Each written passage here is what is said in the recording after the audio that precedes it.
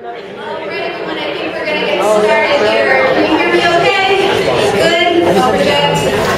All right, thank you all so much for coming. So, guess how I'm going to start? I'm going to tell you a story. Shocker, right?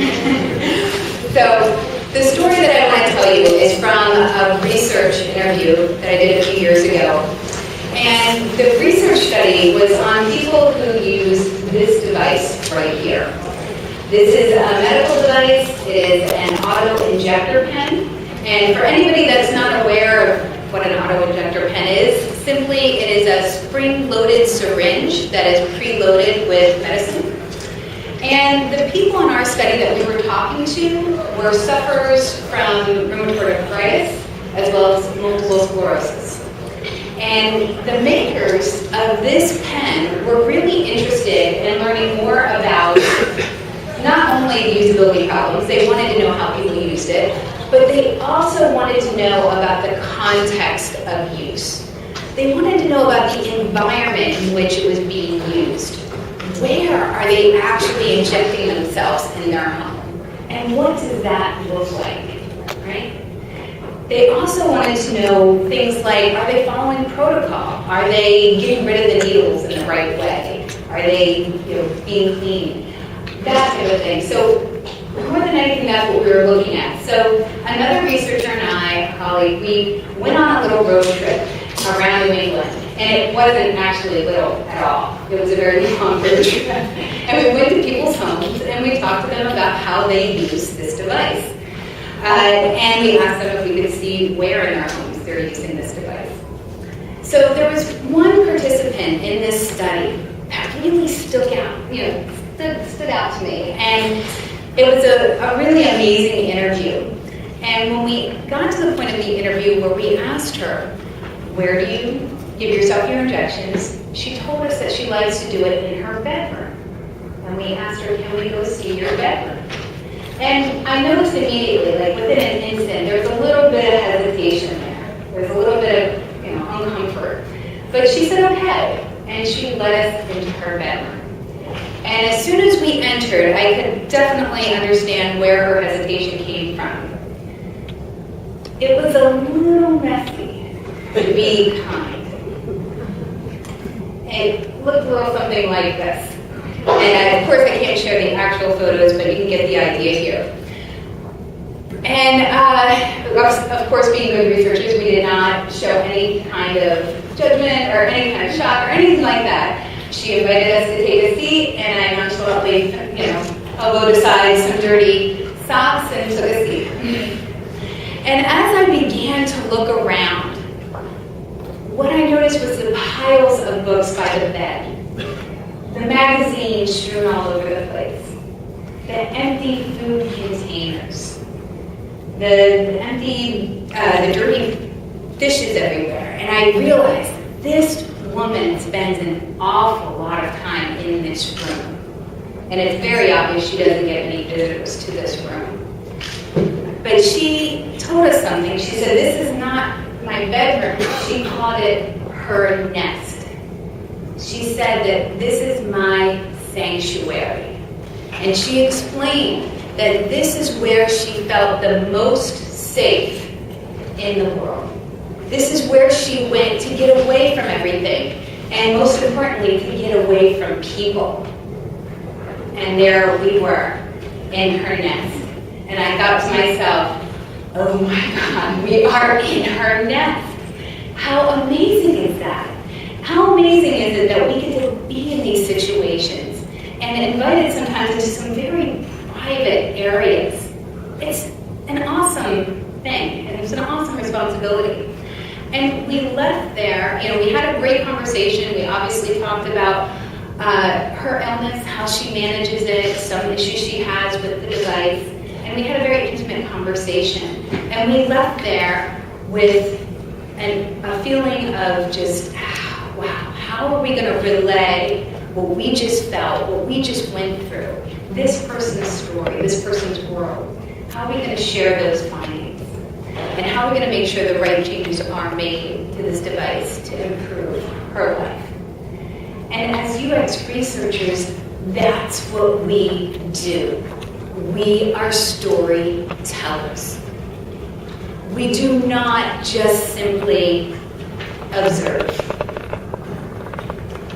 We capture those findings and we share them. And if we do our job right, we are transporting the people who couldn't be there in that room with us to that time and place, getting them to feel what we were able to feel, what we were so honored and lucky enough to be able to be there to get. Now, how do you tell, or why do we tell stories? Why, right?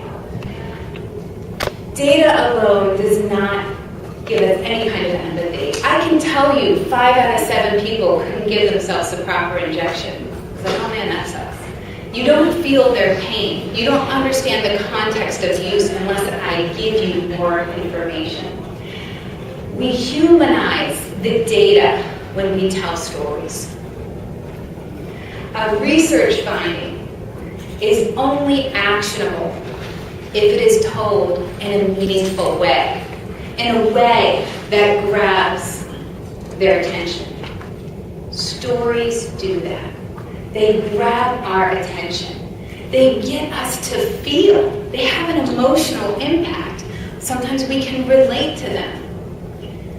The other thing about stories that's so great is they're memorable. And they're motivating. They get us to act. That's why we tell stories. There was an interesting study done at Stanford about retention rates. And they found that statistics alone, you have 5 to 10% retention rate. So it might as well just be in one ear, out the other, right? Now, what they found was when you couple that with anecdotes, short stories, goes way up. Any guesses how much the retention rate goes up when you couple data with an anecdote or a short story? Any guess? Throw it out. 90%, 50%, 30, 80, 65 to 70%. That is huge. Again, stories are memorable. They stick with us. So, how do we learn people's stories? And I know right now you just want to hear about storytelling and how you do storytelling. But in order to do good storytelling, you have to be really good at getting the story. And being a researcher, this is what I love. I love to go out and get the story, right? I love to share it as well, but that's the other side of the coin that's just so imperative. And I would be remiss if I did not talk to you at least at a high level on some advice on how to get people to share their story with you. So selecting the best method for the research goal is obviously key. I bring this up because this talk is definitely not going to talk about should you do quant or qual, or should you do a diary study or a collaging study. That's not what this is about. It doesn't really matter what method you choose. There's still some things you should do, some rigor that you should follow. But what I want you to do is really question why you are choosing that method. Really question it. A lot of times we have our favorites that we tend to use, or not even favorites, just this is the way it's done, so this is what we do. I love this saying, if all you have is a hammer, everything looks like a nail. And I can tell you, and I will reveal, that I have some hammers. That I have some methods that I tried and true that I really love. But I have to be careful that just because I really love them, that I'm not just using them because of that. Is it truly going to get to the user's story? Is it the best method for that? You always have to question your methods. And I love this. Erica Hall wrote an article about choosing your methods, and she said that you have to know your research questions before you select your method. A lot of times we fall into the trap where the users are coming in next Wednesday. Great, what are we going to ask them? There's a problem with that. You start listing out your questions and you start to realize, well, what we want to learn, we should have been doing a diary study a month ago. We should have been setting up something totally different. That is key. Knowing your questions first is going to tell you the kind of study you should do, the kind of method you should be choosing. And it's great that we get into this vibe where it's like, okay, every Wednesday we're going to go in and we're going to question and talk to users. That's wonderful, but really, are you getting what you need for the goals of your research? So, like I said, no matter what method you choose, there are some keys to moderating, to getting people to open up that I want to discuss briefly. 1, be human. When I am mentoring others, new researchers, one of the things I'm always trying to get them to do is just be themselves. Simply. Just have a laugh with the participant. It is okay. A lot of times what I see is this invisible lab coat. They don't want to be leading, they want to be unbiased, and it's great, they're doing a good job of that, but they also look like a robot. And you're not going to get someone to tell you your story if you are acting like a robot.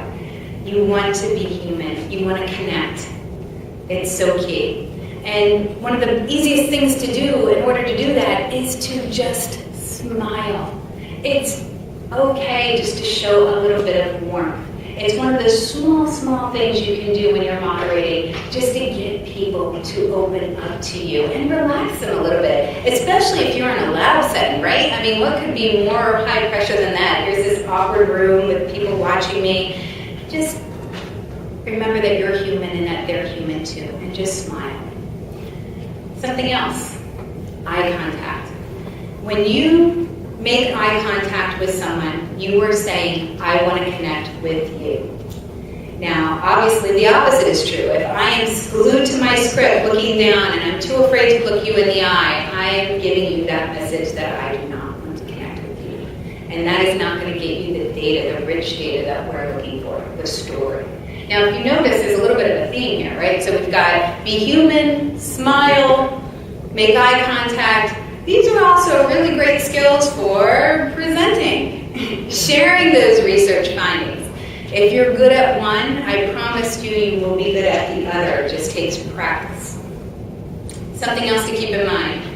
Know their name. This is, again, very small. It might not seem like a big deal, but when you're sitting down with someone, you're a complete stranger, and within the next 50 minutes, you want them to tell you everything.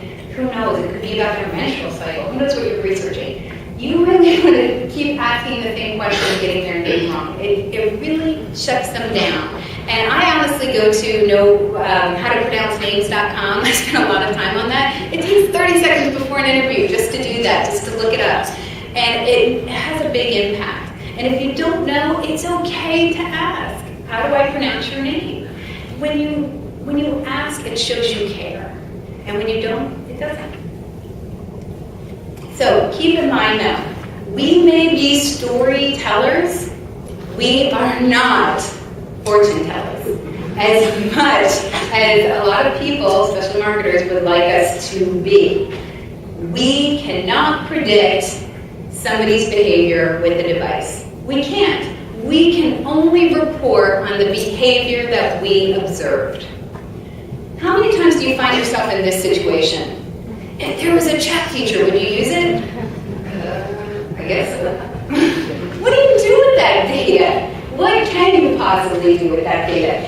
Fight back like hell, push back like hell on anybody that wants you to include a question like that in your research. It has no place for UX research. No. So, how do you tell a story? You could do this, right? Good. Shaking your head. No. Why no? Well, okay, here's the thing. We have to do this. As a consultant, this is the receipt. This is what you paid for. They want it to be documented. I get it. We're really not going to get away with that. Sometimes I'm lucky enough to. But this should not be what you are presenting. A presentation is different than a report. A report is unactionable. It's boring. And that's if it's read. A lot of times they're not even read, right? It's another reason why we don't do that. You have to present your findings. You have to fight for this. This is the one meeting that actually matters, that actually we should have, and that you should be excited to lead. It's very important. And I get it. When I first got into this industry, I had no idea how much public speaking was involved in it. Not just this format, but actually getting up in front of a team and presenting and talking. It was not my forte. It was not what I was into at all. I sucked.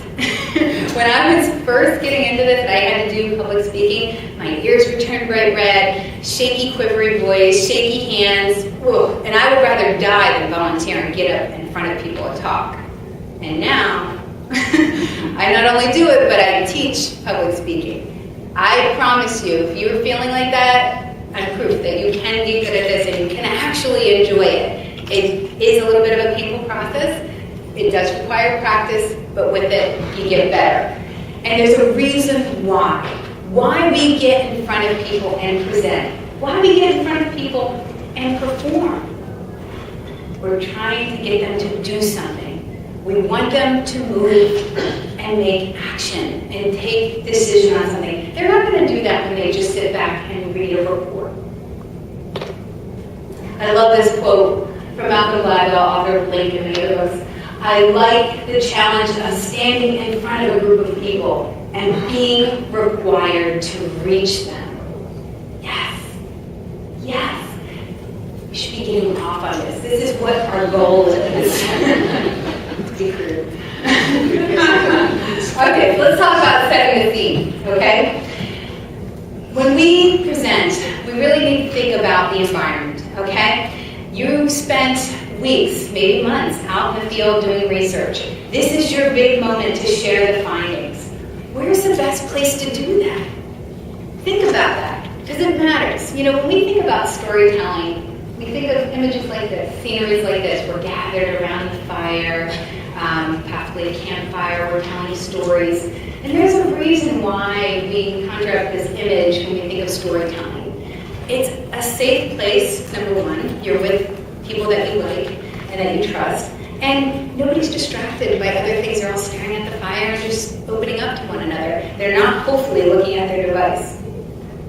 So think about it in that regard. Possibly an off-site meeting might be the best thing for you to do to get your team to be undistracted and open to listening to your stories. Maybe a lunch and learn is best. Maybe lunch is distracting for your team. Who knows? Think about what works best for your team and really put some consideration into this. Select your props. This may seem a little surprising, right? That we actually have props to share when we're sharing stories from those research. But we do, and we have a lot of great props that we should think about and be very selective in sharing. We have personas, journey maps, actual images from the research. We have assignments that we give the participants, like collaging or diary studies. We have video clips to share. Lots of great stuff, great artifacts of our research that sometimes we're not sharing enough, and sometimes we're sharing maybe a little too much.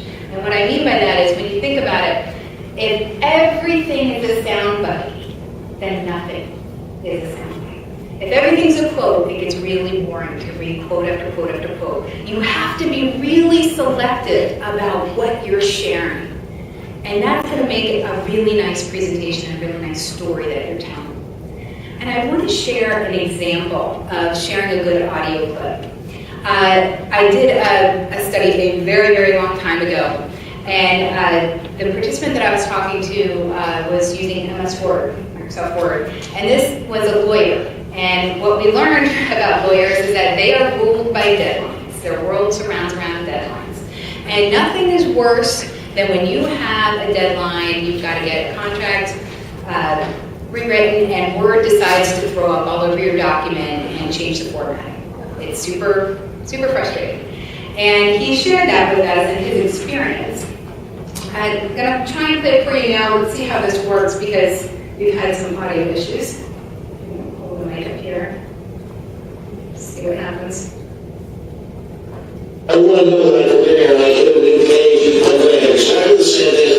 Don't think you're smarter than I am. I know when I want to put the commas know how to do the spell check. I know what the verbiage is. I know when I want to put blood point in. Don't do it automatically for me. God damn it. Excuse me. You already have everything. I want to get an engineer and beat his teeth in me.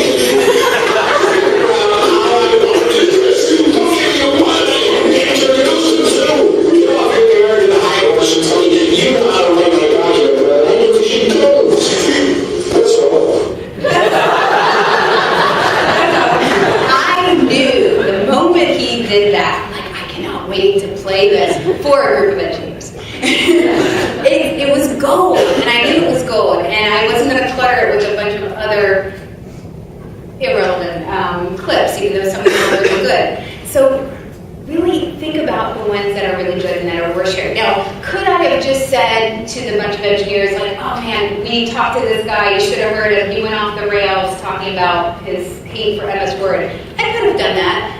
Would they have felt his pain? Would they have understood it? You know, we are the voice of our users and participants that we talk to, but sometimes let them speak. Share that gem. So, this is my hammer. I love collaging. I find it to be my most favorite tool or method for research. For anybody that's not familiar, very simply, collaging is just having the participants create a photo collage about how an experience they've had with the product, how they feel about something. What I did last summer, I worked on an app to make thoughtful gift giving easier. And we did a collaging exercise for this. And I want to read you the instructions right here really briefly. So, create a photo collage about gift giving. Think of a recent occasion when you purchased a gift for someone important in your life. What was the gift-giving experience like? What struggles, if any, did you have? Pick 4 images that reflect your experience and also put a caption on each image. What I love about this method and why it's my hammer, and if you've seen me talk before, you've definitely heard me talk about this, is what you get. When people look at stimulus like pictures, art, music, it touches them, it gets them to feel, and it puts things into words that they can't normally without that stimulus to react to. And I love the output, especially from this, what the collages look like, because it gets people to really understand the experience that they had. And as an example, and this is an artifact that I like to share, with this gift giving app, this person picked this dark forest, and they said, I feel like I'm walking in a forest and don't know where to go. That hits home. That gets you to feel and to understand, why are we even building this app? What are we trying to solve? What is their pain? And I love that so much. And just sharing the raw data from any homework assignments that we give them can be really good. It helps to tell that story. It helps to get your stakeholders to feel. So you're all sitting here wondering, what the hell is the secret to being a good storyteller? That's why you're here. And I can tell you, it's not the material. Even though I said you have to have good stories to share, it's true. But I'm sure you've seen it before. There can be 2 people that present, right?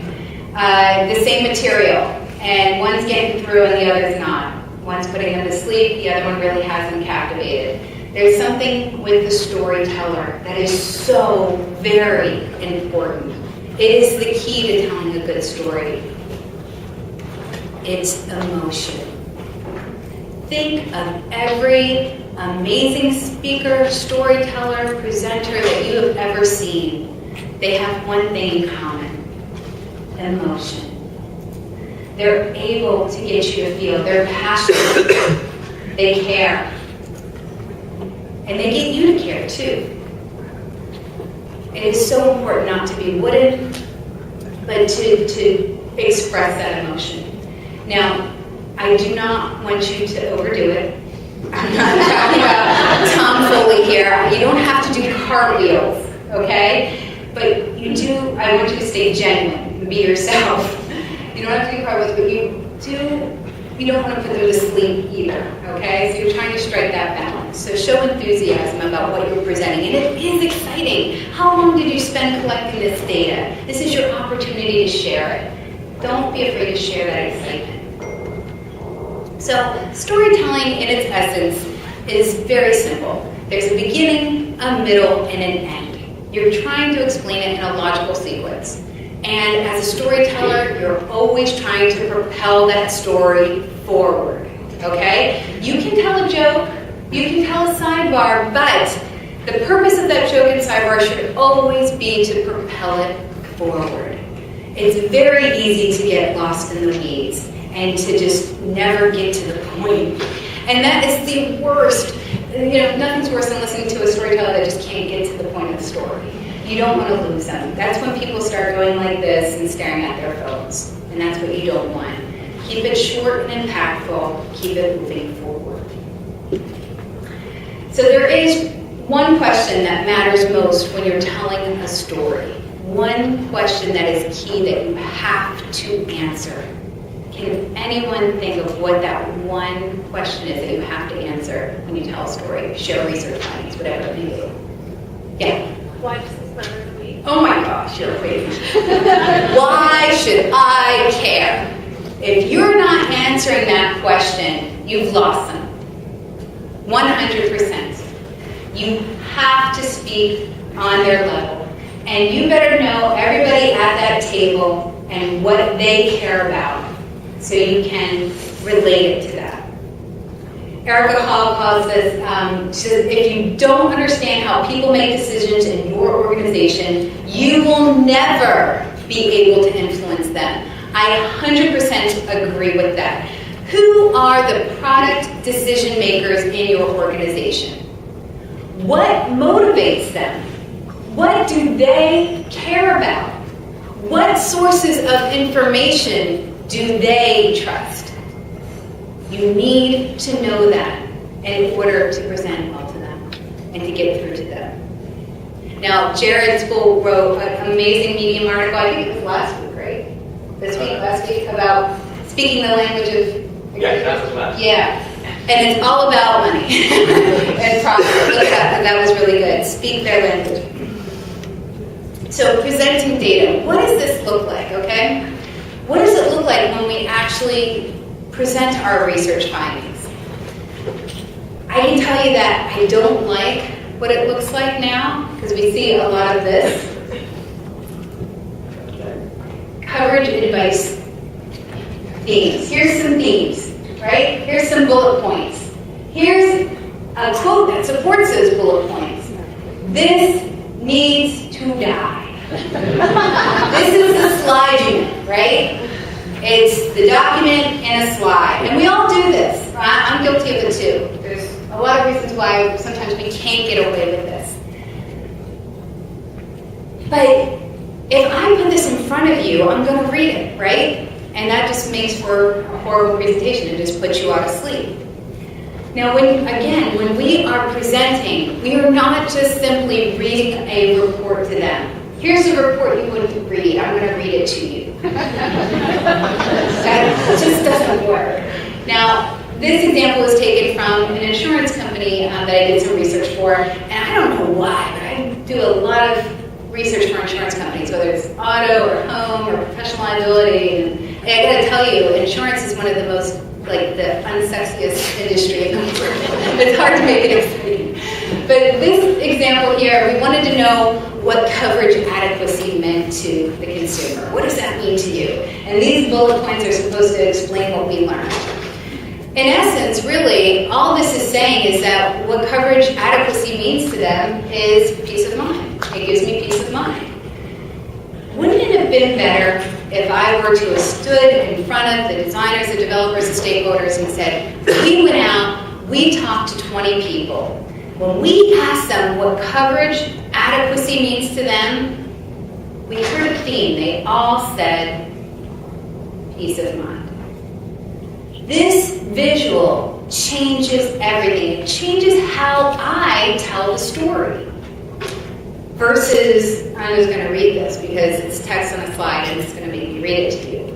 Have fun with it. Now remember, this document can't, if you do something like this, it can't live on its own. This can't be the proof of the research, of course, right? It's to though, presentations are different. They are a performance. It's to get you to feel, like I said before, it is not meant to be a documentation or receipt of the work that was done. So get away from slapping your report into your slides and calling it a presentation.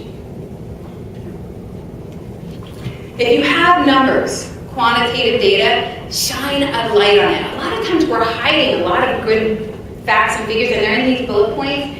This is huge. Make it big. And what I said before about coupling it, take that data, the statistics, and couple it with an anecdote. Throw it on a picture from your research study and shine a light on it. I think that's great. And also have some fun with it. Make it interactive. Make it a game, okay? I do this a lot where I might have this great research finding, but I don't just say it. That's boring. I don't just tell you what it is. I try to get you to guess or make something out of it. I might do research on an app and say, one of the goals of our research study was to find out what's the first thing somebody does when they open up the app. And I can say, okay, great, we learned this. What do y'all think it is? Come on, throw out some answers. What do you think it is? All of a sudden everyone's in and they're throwing out stuff and it gets fun. And then you say, no, this is this and this is why.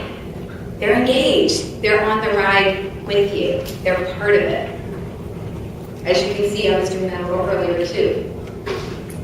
So once you share these stories, these great stories in a compelling way, you've got everybody feeling now, right?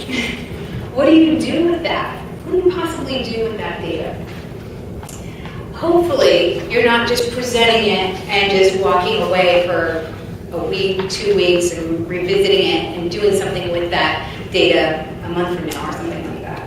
What I like to do is to work with that data right away. So I like to schedule my research readouts or presentations where the first part of the day, possibly an hour or two, I'm presenting the research and sharing the stories. And then we take a little lunch break or whatever, and we reconvene, and the next hour or two we're workshopping. We're working with the data now that we have it. We could be doing something like this, agile user stories, having a workshop on that. What's great about storytelling is it lends itself so well to agile stories.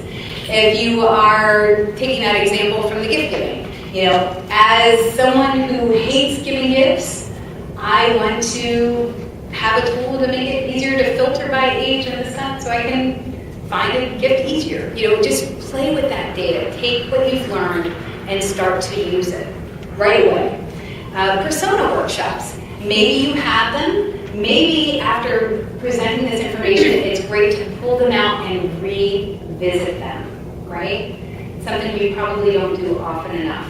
And it's great to get the team involved. We all know that when we're creating personas, it should be a team effort. It should not just be the researchers that are doing it. Getting them to, again, play with the data. Maybe an empathy map exercise is great. Take that persona and say, okay, what would this person be thinking or feeling or seeing or doing? Another great way just to work with the data. So to wrap up a little bit here, I want to mention, again, to tell stories. They're impactful. They get you to feel. You have a lot of great stories to tell. And you want to share them in a way that gets people to really motivate them to action. And make it engaging. Make it fun. There's nothing worse than someone saying, oh, we've got that research readout. Oh, right. I wish we could skip that. We want them to be excited. This is the one meeting that everybody's like, great, we finally get to hear what happened, what did we learn, what are the goals.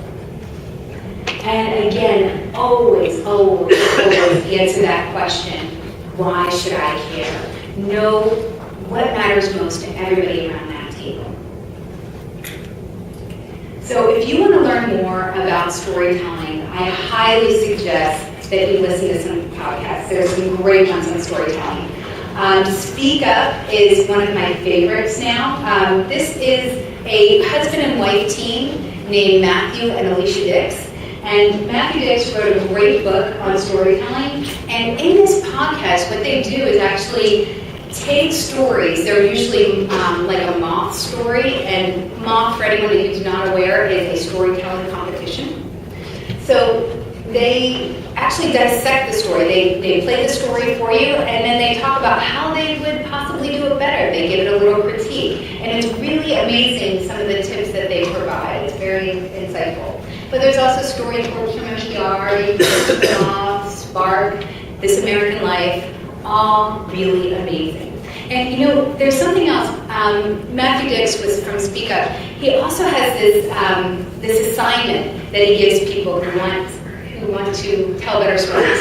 It's called Homework for Life, and it's super interesting. It's something that I started doing recently, and it really gets you to see the story. Sometimes we think, oh, I don't see the story. There's a lot here, but nothing is story worthy. And he calls BS on that. He says there's a million stories in every moment of your life. You're just not seeing them. And what Homework for Life is taking 5 minutes at the end of your day and jotting down certain things that happen to you that could possibly be a story. And he's mainly talking about something that's more moth-like, like a personal story. But what I found when I started doing this, just jotting down funny things throughout the day, or even things that were just maybe sad, or just anything that I might want to remember, is that you start looking at things with a lens. All of a sudden you start seeing the stories before your eyes. Oh, that was really good. And I add that to my journal. You look at things so differently. And anybody who does journalism, interviewing, UX research, getting that practice of finding the story really helps. It kind of makes you more attuned to that. So I really enjoy it, and it's really entertaining too. But also, books I'm presenting, these have been on my bookshelf for a very long time. I keep going back. If you want to have more compelling slides, Presentation Zen is a great one. Public speaking, you want to get more comfortable with that. I love Scott Perkins' book, Confessions of a Public Speaker. It is so right on. It helped me tremendously. When it comes to collaging, if you're interested in that, I did write an article on Smashing Magazine about that. You can get the highs and lows, how to do that. Also, if you are interested in learning a little bit more about getting those stories and getting good at getting people to open up to you, I have a talk on Sins of a UX Researcher and a poster. If you just Google it, you'll find it. So, end of story. Thank you.